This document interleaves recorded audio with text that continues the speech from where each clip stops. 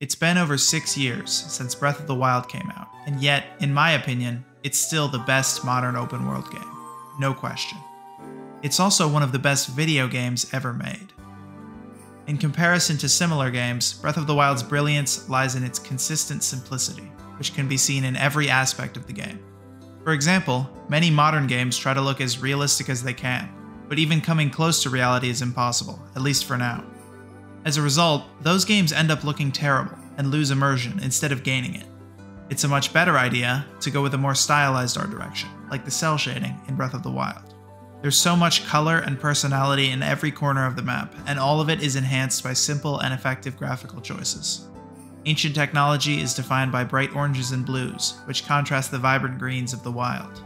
Small flashes of color pop out through the plants and wildlife, and even the last remnants of civilization resist the overwhelming colors of evil and nature, symbolizing persistence. Overgrown ruins litter open fields, and there are so many other visually unique environments.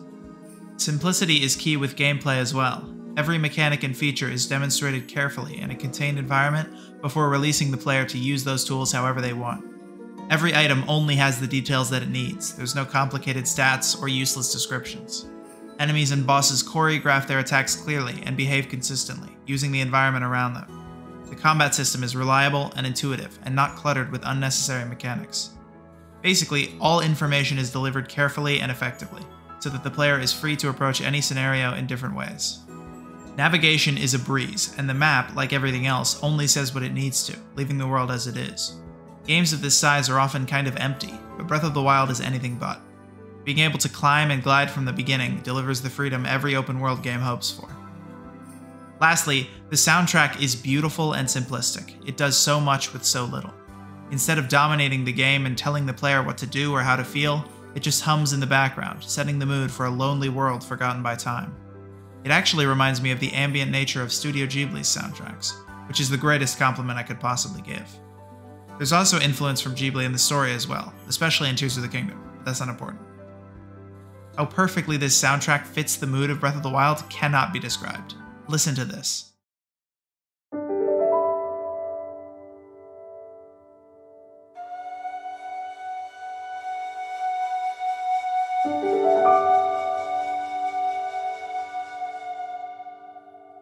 Beautiful.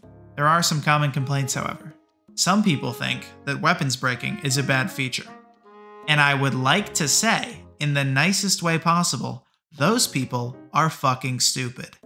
It only encourages experimentation with the limitless opportunities at your hands, stopping you from having favorite weapons and approaching every challenge in the same way. Another common complaint is a lack of dungeons, which is actually valid. I think the Divine Beasts are well suited for an open world, but they're pretty similar and don't feel like classic Zelda dungeons at all.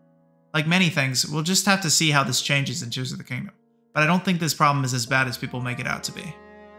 From what we've seen, Tears of the Kingdom seems amazing, and also completely different from Breath of the Wild, which is exactly what we want. I'm so excited. Breath of the Wild is a highly polished masterpiece, and it would be an insult to give it anything less than a 10.